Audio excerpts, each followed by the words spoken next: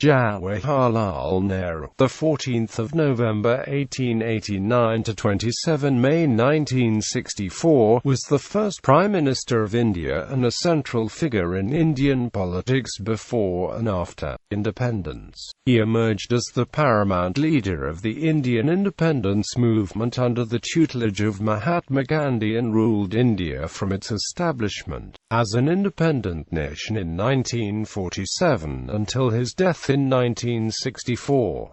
He is considered to be the architect of the modern Indian nation-state, a sovereign, socialist, secular, and democratic republic. He was also known as Pandit Nehru due to his roots with the Kashmiri Pandit community, while many Indian children knew him as Uncle Nehru. The son of Motilal Nehru, a prominent lawyer and nationalist statesman, and Swaruprani Nehru was a graduate of Trinity College, Cambridge and the Inner Temple, where he trained to be a barrister. Upon his return to India, he enrolled at the Allahabad High Court, and took an interest in national politics, which eventually replaced his legal practice. A committed nationalist since his teenage years, he became a rising figure in Indian politics during the upheavals of the 1910s. He became the prominent leader of the left-wing factions of the Indian National Congress during the 1920s, and eventually of the entire Congress, with the tacit approval of his mentor, Gandhi. As Congress president in 1929, Nehru called for complete independence from the British Raj and instigated the Congress's decisive shift towards the left. Nehru and the Congress dominated Indian politics during the 1930s as the country moved towards independence. His idea of a secular nation-state was seemingly validated when the Congress, under his leadership, swept the 1937 provincial elections and formed the government in several provinces. On the other hand, the separatist Muslim League fared much poorer, but these achievements were seriously compromised in the aftermath of the Quit India movement in 1942, which saw the British effectively crush the Congress as a political organization. Nehru, who had reluctantly heeded Gandhi's call for immediate independence,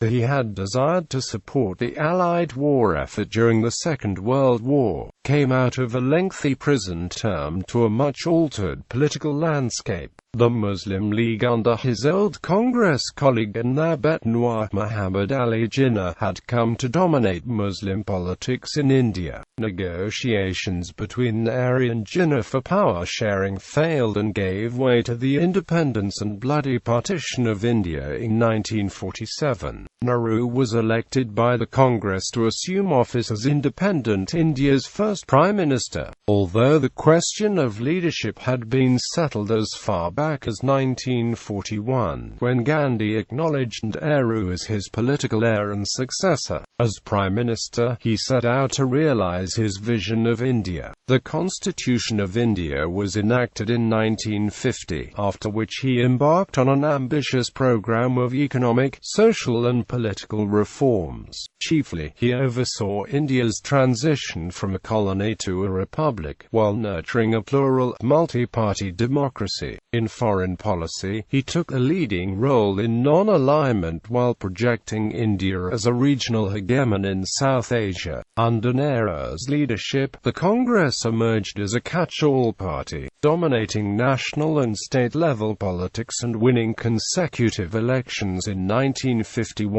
1957, and 1962. He remained popular with the people of India in spite of political troubles in his final years and failure of leadership during the 1962 Sino-Indian War. In India, his birthday is celebrated as Children's Day. Early life and career. Jawaharlal Nehru was born on the 14th of November 1889 in Allahabad in British India. His father, Motilal Nehru, a wealthy barrister who belonged to the Kashmiri Pandit community, served twice as president of the Indian National Congress during the independence struggle. His mother, Swaruprani Nehru, who came from a well-known Kashmiri Brahmin family, settled in Lahore Kaur was Motilal's second wife, the first having died in childbirth.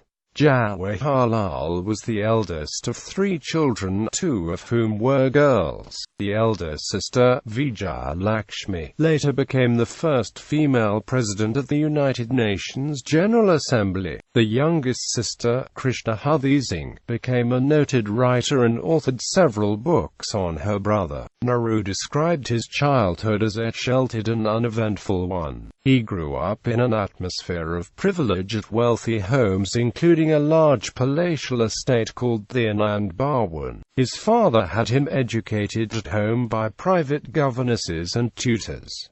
Under the influence of a tutor, Ferdinand T. Brooks, he became interested in science and theosophy. He was subsequently initiated into the Theosophical Society at age 13 by family friend Annie Besant. However, his interest in theosophy did not prove to be enduring, and he left the society shortly after Brooks departed as his tutor. He wrote, "For nearly 3 years was with me, and in many ways he influenced me greatly." Nehru's theosophical interests had induced him to the study of the Buddhist and Hindu scriptures.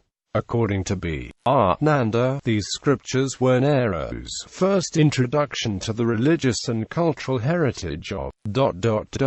provided Nehru the initial impulse for long intellectual quest which culminated in the discovery of India. Nehru became an ardent nationalist during his youth. The Boer War and the Russo-Japanese War intensified his feelings. About the latter he wrote, "Japanese victories stirred up my enthusiasm. Nationalistic ideas filled my mind.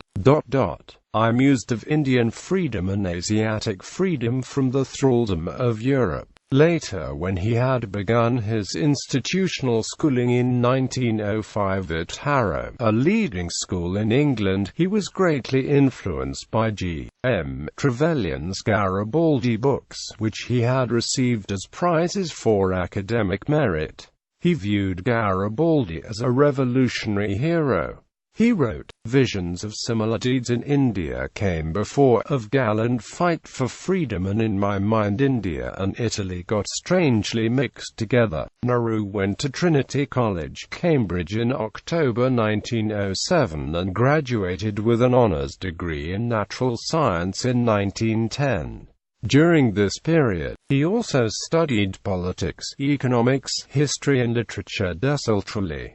Writings of Bernard Shaw, H. G. Wells, J. M. Keynes, Bertrand Russell, Lowes Dickinson and Meredith Townsend molded much of his political and economic thinking. After completing his degree in 1910, Nehru went to London and stayed there for 2 years for law studies at the Inns of Court School of Law. During this time, he continued to study the scholars of the Fabian Society, including Beatrice Webb. He passed his bar examinations in 1912 and was admitted to the English bar. After returning to India in August 1912, Nehru enrolled himself as an advocate of the Allahabad High Court and tried to settle down as a barrister. But, unlike his father, he had only a desultory interest in his profession and did not relish either the practice of law or of the company of lawyers. He wrote, "Decidedly the atmosphere was not intellectually stimulating, and a sense of the utter insipidity of life grew upon me." His involvement in nationalist politics would gradually replace his legal practice in the coming years.